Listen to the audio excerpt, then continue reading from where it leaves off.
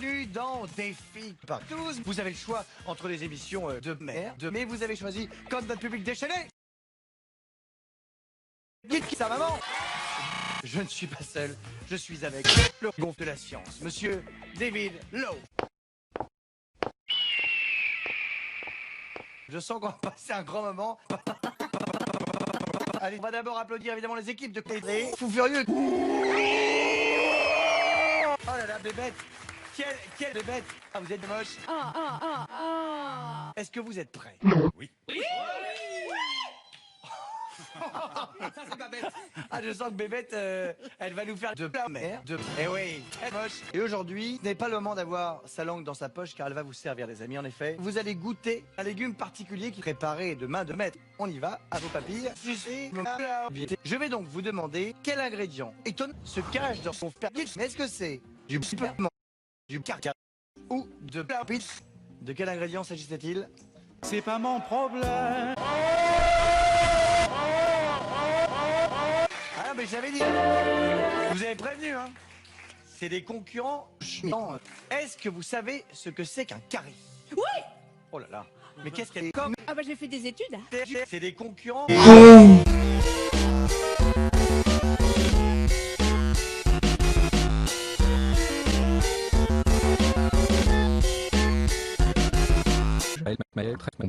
dans des barous.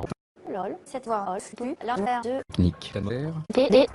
Ce type a une petite queue. LOL. Après une goutte de sperme blanc, circulation vide. Quand il bande sa bite, 2 cm moins 1. Sol, vide, ce Saucisse. analyse. Je bande. J'encule la France entière sans exception. Et putain de merde CH. Et on transvase là que dans notre charte. Pour aller plus loin dans notre cul, on peut aussi bande et en faire exemple et la bite. Et nous avons eu l'apparition de spermatozoïdes.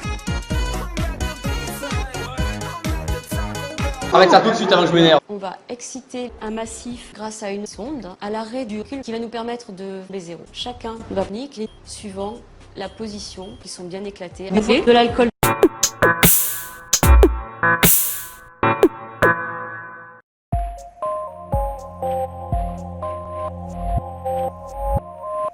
On n'a jamais eu en France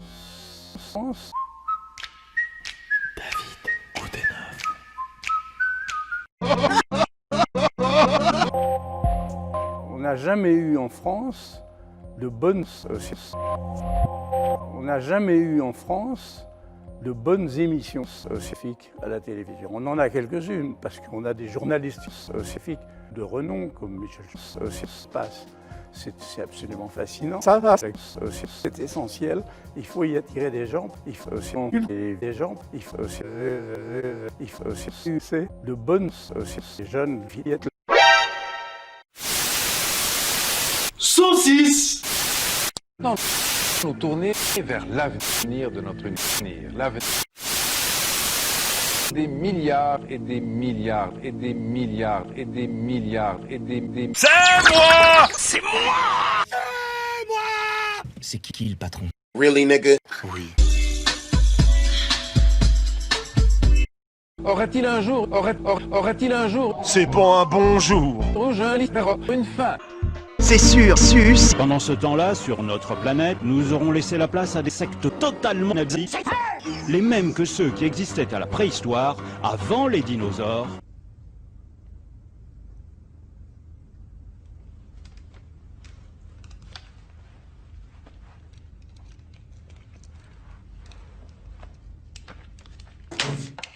Qui a écrit une nullité pareille? Il faut organiser la réémigration. C'est pas moi. Réémigration. À cet instant, deux théories s'affrontent. Les gérés de ça ressemble cru, non ça reste. Pourquoi? Parce que les atomes eux-mêmes.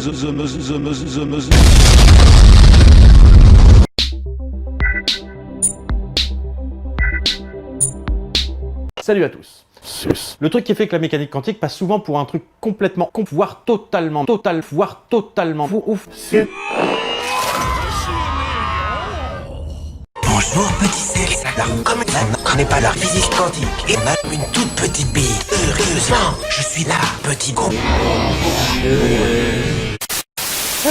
Alors, reprenons depuis le début.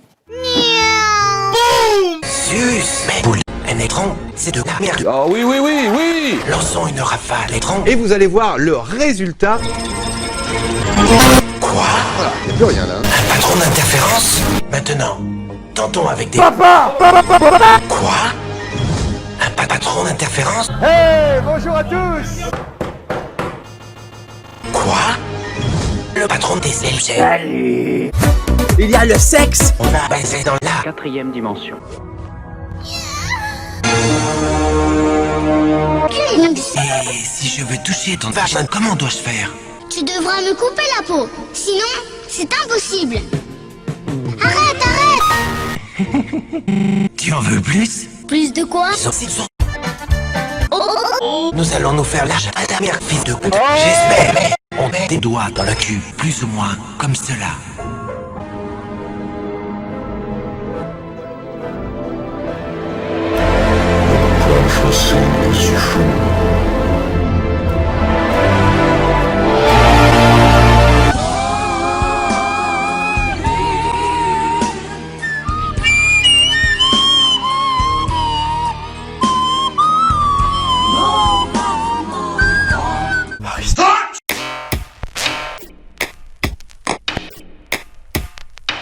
Salut les gens, je vous annonce qu'il y aura plusieurs instances en YTP pour tromper le bot YouTube. Sur ce, bonne vidéo.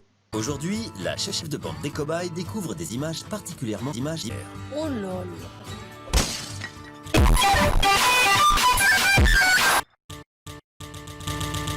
David. David. Oui. Regarde ce malade. Non, mais c'est un jeu. Non, c'est pas un jeu, c'est un type qui fait un looping en parapente. Non mais c'est un truc de pelle. Vincent. Oui. Tu peux venir voir 200 secondes? Oui. Oui. Ouais, mais oui, mais ça c'est fait, tu vois. C'est trop banal pour Louis. Je sais pas si, ouais, c'est peut-être un peu banal pour lui. Ouais. C'est un looping en parapente, on se disait, bon, bah pourquoi tu ferais pas quelqu'un sur Sébastien? C'est pas énorme. Bah, écoute, c'est le genre de truc que j'adorerais faire, sauf que on va envoyer Sébastien. Léo.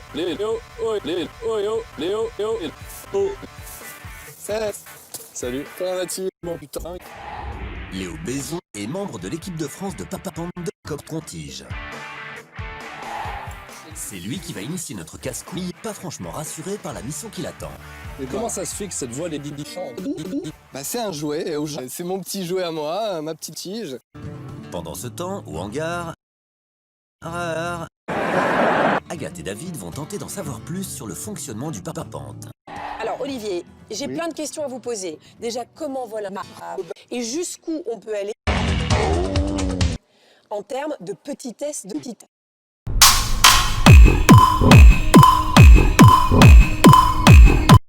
Ce soir, dans E égale saucisse, en quoi le sexe modifie-t-il notre saucisse? Les adolescents d'aujourd'hui font partie de la génération des hyperconnecteurs. Ils sont en même temps ils font l'amour tout en surfant sur le 34 tout en suçant une saucisse, tout en assurant une légère ventilation. Alors, les adolescents d'aujourd'hui sont-ils des gros portes? C'est notre enquête. C'est notre quête. Bonsoir, bande de connards. Beaucoup d'entre nous travaillent tout en se bandant, avec des conséquences importantes sur notre sexe et même notre boule. Les scientifiques commencent à étudier la taille de ma minute.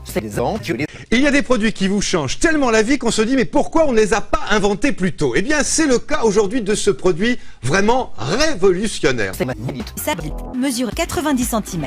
C'est assez surprenant, mais c'est pourtant la réalité. Aujourd'hui, près de la moitié des 15-24 ans possèdent un pénis. Et c'est bien normal.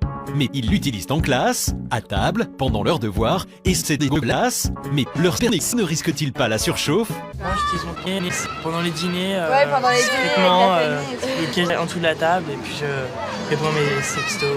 Quand on est con, c'est notre cortex qui reçoit les informations sonores et les traite.